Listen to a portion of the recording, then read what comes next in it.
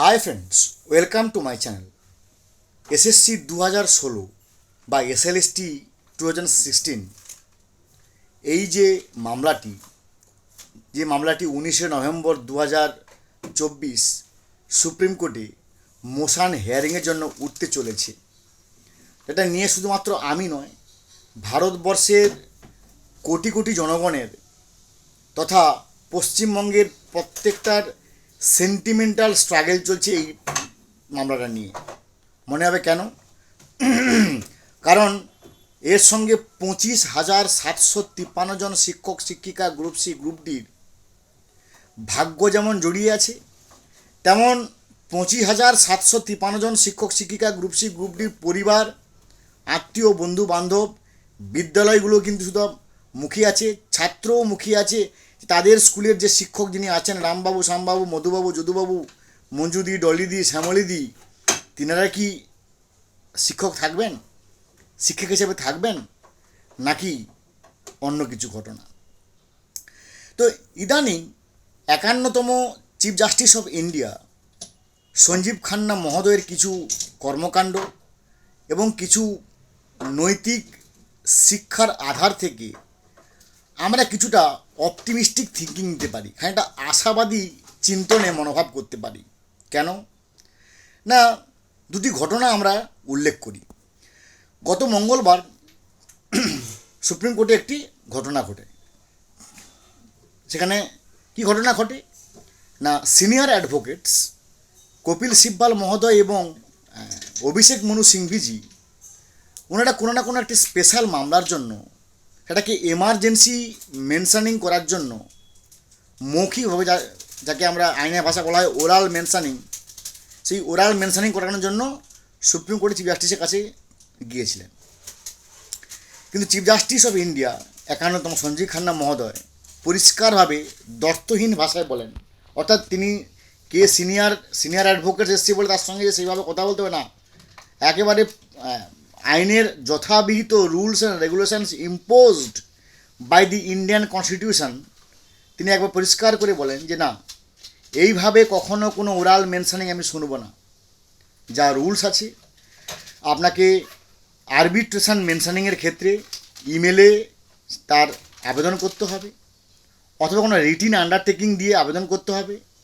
Registrar general কিংবা assistant registrar general সেটাকে শুনবে, শোনার মধ্য দিয়ে চিফ জাস্টিসকে বলবে। চিফ জাস্টিস যেহেতু রোস্টার মেকার, তিনি ঠিক করবেন যে এটা কত নম্বরে নিয়ে আসবেন, এগিয়ে আনবেন কি এগিয়ে আনবেন না, অ্যাকর্ডিং টু হিজ প্রায়োরিটি। কারণ তিনি একমাত্র ব্যক্তি, he or she the only man or woman who can decide the matter whether it will move forward or back forward. কারণ তিনি হচ্ছেন রোস্টার মেকার। তো এবং তারপরে কপিল সিব্বাল মহোদয় এবং অভিষেক মনু সিংভিজিকে একবারে পরিষ্কারভাবে নৈতিক শিক্ষার পাঠ দিয়ে বলেন যে এইভাবে যা নিয়ম চলে আসলো, কারণ ওনারা এর তীব্র বিরোধিতা করেন যে আমরা চন্দ্রচূড় সাহেবের আমলে তো এইভাবে ওরাল মেনশানিং করেছি, তা কেন মেনশানিং হবে না? কিন্তু উনি বলেন যে না, যে কার আমলে কি হয়েছে কি হয়নি, দ্যাটস নট মাই লুকআউট। আমার আমলে যা হবে সেটা একবারে পুরোপুরি rules and regulations impose by the Indian constitution, সেই অনুযায়ী হবে। এবং তারপরে যে নৈতিক শিক্ষাটা দিয়েছে সেটা কিন্তু আমাদের সবার কাছে গর্বের ব্যাপার।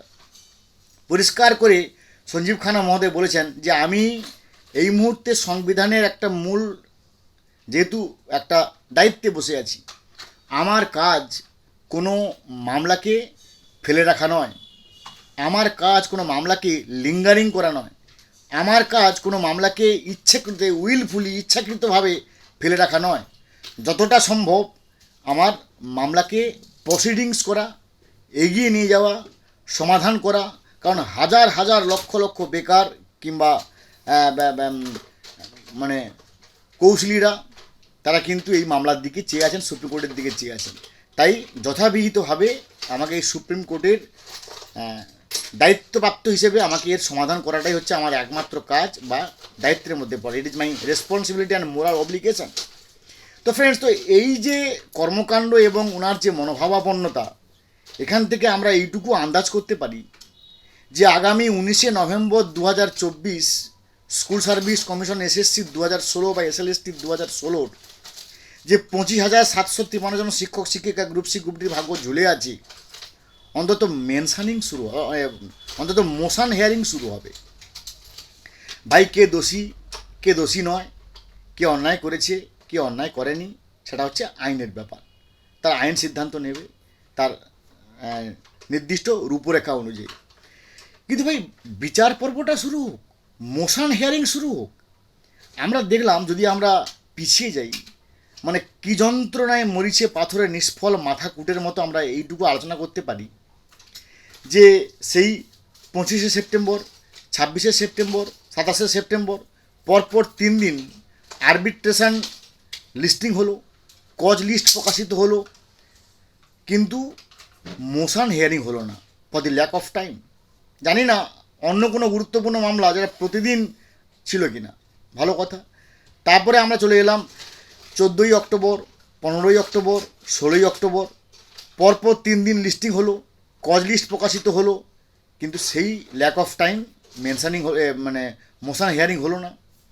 তারপরে আবার আমরা দেখলাম যে 24শে অক্টোবর, 25শে অক্টোবর, 26শে অক্টোবর, এইভাবে 24, 25, 26 যাই হোক না কেন, যা মানে দিনের পর দিন 3 দিন 6 দিন 9টা এবং তার আগে আরও অসংখ্য মামলা দিন কজ লিস্ট প্রকাশিত হয়েছিল, শিডিউল ডেট করা হয়েছে, লিস্টেড হয়েছে, এসএলপির তালিকা প্রকাশিত হয়েছে, কিন্তু মোশন হিয়ারিং হয়নি। কেন হয়নি, কী কারণে হয়নি? ওই যে একটাই কথা, আমার মাথা নত করে দাও হে প্রভু তোমার চরণ তলে। কারণ সুপ্রিম কোর্টের উপরে আমাদের কারোর কিছু বলার নেই, যা হচ্ছে যেভাবে হচ্ছে আমাদেরকে মাথা পেতে গ্রহণ করতে হবে। কিন্তু 51তম chief justice of India Sanjiv Khanna মহোদয়ের যে মনোভাব এবং কর্মকাণ্ড আমরা দেখলাম, আমরা খুব আশাবাদী। জানেন, সত্যি বলছি, আমরা খুব আশাবাদী যে 19শে নভেম্বর 2024 অত্যন্ত এসএসসি 2016 মামলাটা মোশন হিয়ারিং শুরু হবে। সে তারপরে মামলা চলুক, আইন মতো হবে 116টা এসএলপি প্লাস 5 121টা এসএলপি, প্রত্যেকে ফিজিক্যাল অ্যাপিয়ারেন্স কিংবা এভিডেভিট যাই হোক, শোনা হোক, মামলাটা কন্টিনিউ করা হোক, কিন্তু মোশন হিয়ারিং হবে এইটুকু আমরা অত্যন্ত আশাবাদী। কারণ ইনার মনোভাব কিন্তু সে কথাটাই বলছে। তো ফ্রেন্ডস, আমাদেরকে অবশ্যই we have to wait and watch 19শে নভেম্বর পর্যন্ত।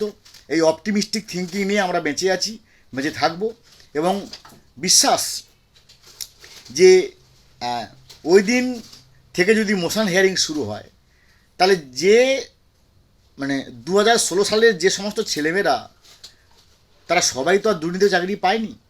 চাল অনেক আছে, কাঁকড় হয়তো কিছু আছে, কিন্তু চাল অনেক আছে। কিন্তু ওই দিন শুরু হলে কাঁকড়গুলো বাদ চলে যাবে, চালগুলো আমরা পাবো। এই আশা নিয়ে আমরা এই ভিডিও শেষ করলাম। ভালো থাকুন, have a good day, thanks.